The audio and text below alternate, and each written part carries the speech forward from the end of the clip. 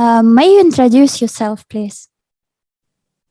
Hello, my name is Ambun. I'm from Indonesia, and I currently live in Bandung. That's a city in Western Java. Can you name and reveal the most common stereotypes about Indonesian, about your country? I think the most common stereotypes right now is I feel like as a developing country, there's always the stereotype that we're, underdeveloped or dirty or, we're not that technologically advanced. Uh-huh.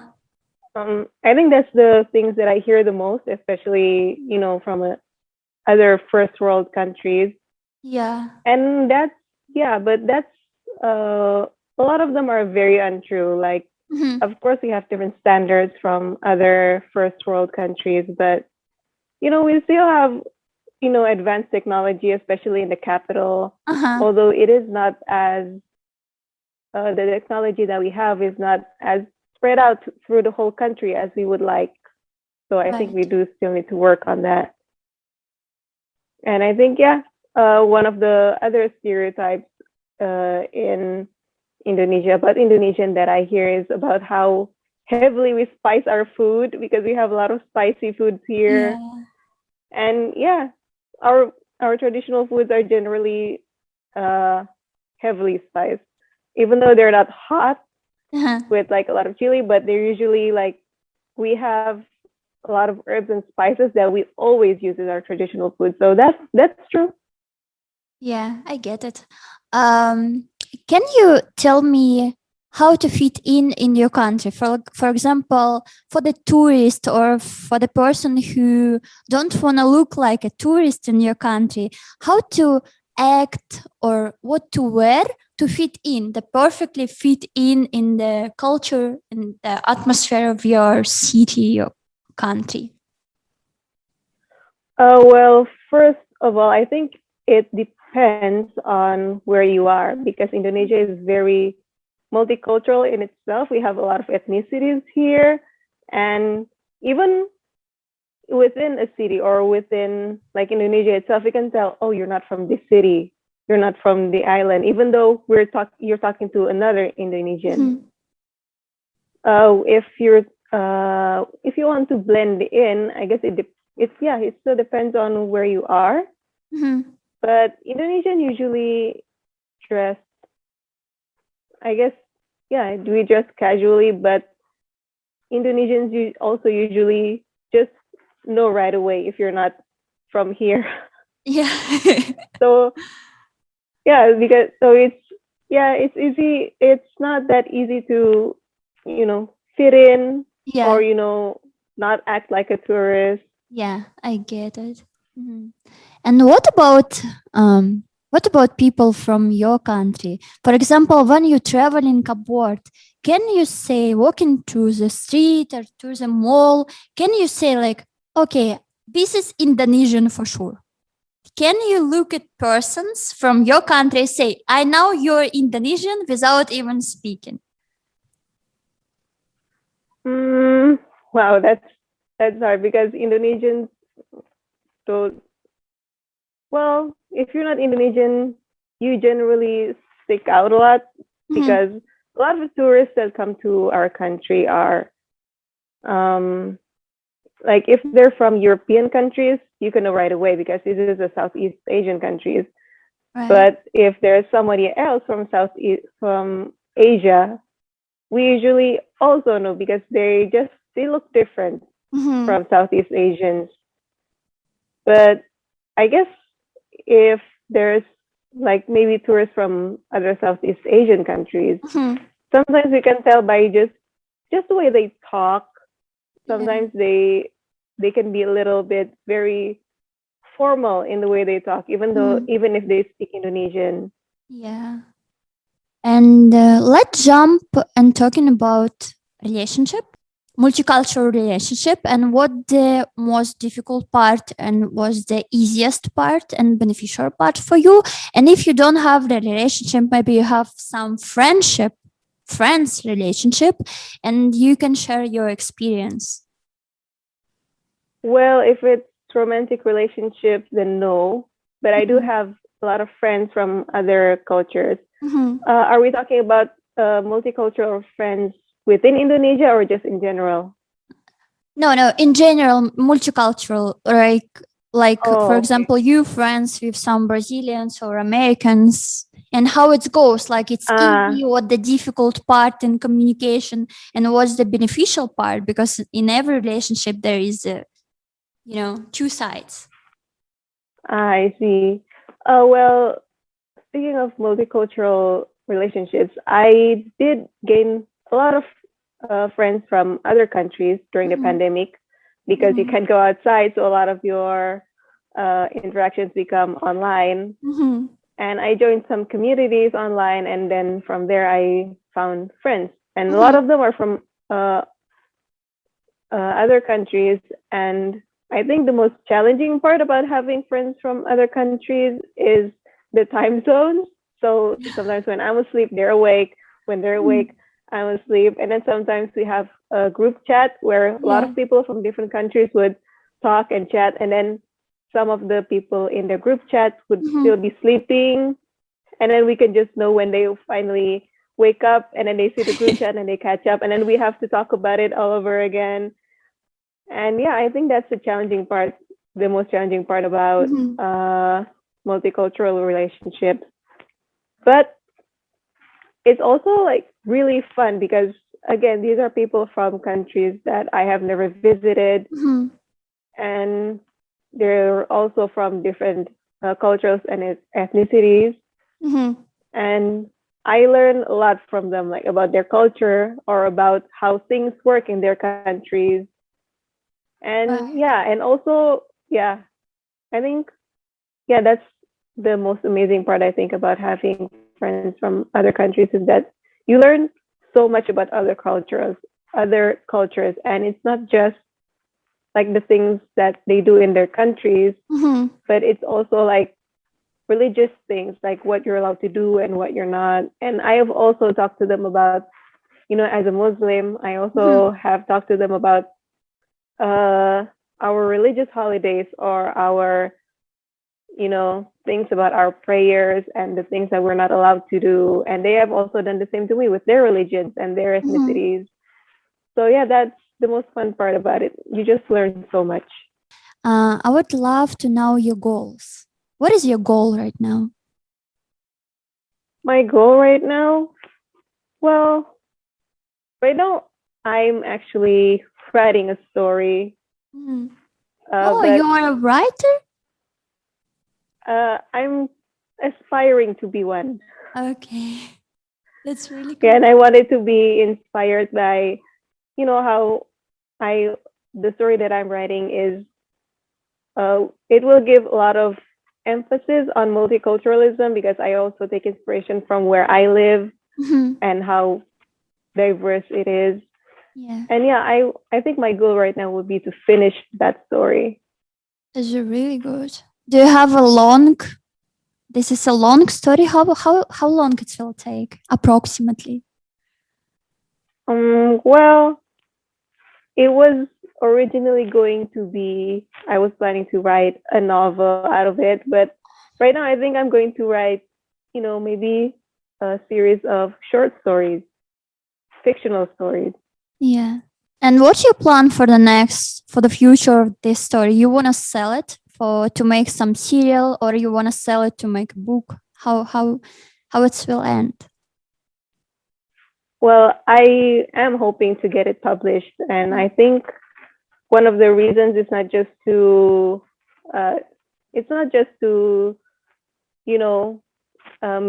make a story about, make a story that is diverse, but also I just want to, especially in the pandemic where everybody is, generally people are just not feeling great, and the pandemic has affected a lot of people negatively.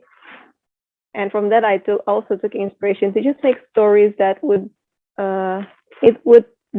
stories that would serve as a place to escape. Because sometimes even in fictional media, people are like, "Oh, this story actually represents this thing that happens in real life, Yeah. like oppression or those kind of things.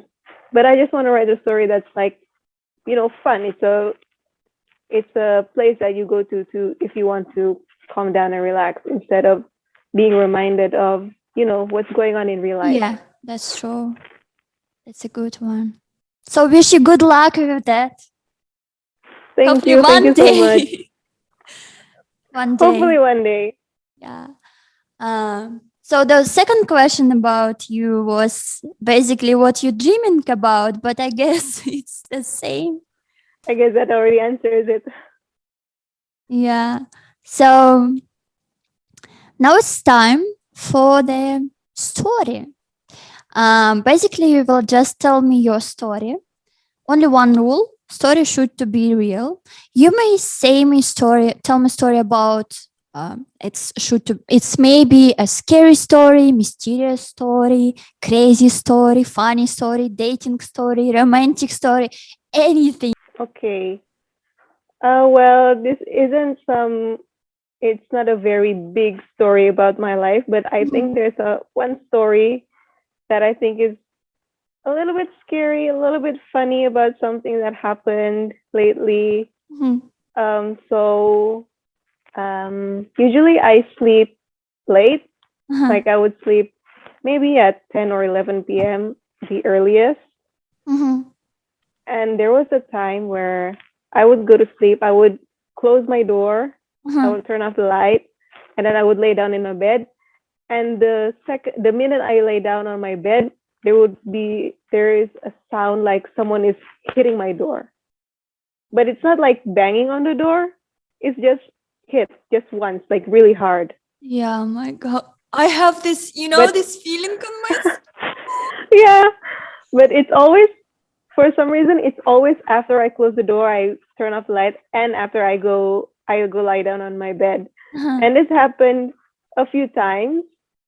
Oh my. So, and I just got so worried, and I thought maybe it was one of my cats just, running around and then hitting the door. But it would happen when the cats aren't even in the house. So I don't know how to explain that. So one day I told my mom about this. And after I told my mom, for somehow it stopped. It never happened again. Yeah. And then for a few months it didn't happen again. But then one time it happened again. When I was going to sleep, I closed my door, I turned off my lights, I lay down on my bed, and then it happened again. It sounded like someone hit the door really hard just once. And then I got scared again. And then But what you do in the moment when you hear this sound? You turn on your light, you jump. What you do? Or you no, stay I'm in just bed? shocked. I'm shocked, and then because I'm a little bit scared, I just cover myself with a blanket and pretend it's not there. And then I thought, it disappeared after I told my mom. So then I told my mom again, and then we just talked about how weird it is. And then Yeah. I also told my friends, and then my mom and I just started coming up with these theories. Maybe it's just the way my door works. Maybe something's wrong with it. So when I close it, maybe it pops out of its sockets or something. But then there's also like maybe there's something haunting the house. And Like a also, scary story, horror story. Ghost. yes, but before this, I used to live with my aunt for a little bit when I was going to school. And my aunt lives in an apartment building. And my mom told me that my aunt told her some scary stories from when she lived there. I guess my aunt didn't want to tell me when I was living there because she didn't want me to be scared. Yeah. Yeah, my aunt always slept with the one of the lights on and then the TV on. And my mom said it's because maybe she's scared of the dark. But then my mom told me that my aunt told her a story about the apartment, that sometimes that the reason that she turns on the lights like the Yeah. living room lights when she's sleeping, is because if she turns off the lights, there will be banging on her door. Oh my. So now I'm scared because I used to live there and this never happened to me. I never found out about this. And Yeah. then my mom created the theory that maybe whatever was banging on my aunt's apartment door followed me home when I went back home, and that's what's happening to my Oh my door. god. But the good Yeah. news is it's never happened again. It hasn't happened again for the past few months. Yeah, this is a I good think talking news. about it makes it stop. Yeah. So now I will ask you a few more questions. First one, can you tell me and name two of your desires and the things that you want to get in your life or you want to have in your life? First one should to be material thing, and another one not material. Okay, well, I guess the material thing. Mm, I don't think I'm someone who's very ambitious, so I think the material thing that I want is just, you know, a really, really nice house. Mm-hmm. So, someplace that's just really comfortable, Right. and it has everything. And also, I like to cook, so I just want a well furnished, like a fully furnished kitchen with all of the equipment that I want. Mm-hmm. I think that's the material thing. The non material thing, I guess it might sound a little bit cliche, Mm-hmm. but I don't know, I just want conflict to stop. Because, like, there are a lot of things happening in the world, and a lot of them, uh, they stem from conflict or they cause conflict. And I just Right. want all of that to stop. Yeah, this is the good one. Yeah, yeah, because I don't know, it's making the world very miserable right now. That's true. Can you name your favorite quote, I guess? Like the phrase or quote that you like the most and you think that you feel it. Like you feel this is the good like combination of words and it means something. A quote. I think, well, like sometimes there would be, especially on Tumblr or on Pinterest, there would be like a quote that would, you know, come across, and then I would be, oh, this is pretty cool, but I forget about it a lot. I'm a Mhm. forgetful person. But there is one thing that I always remember.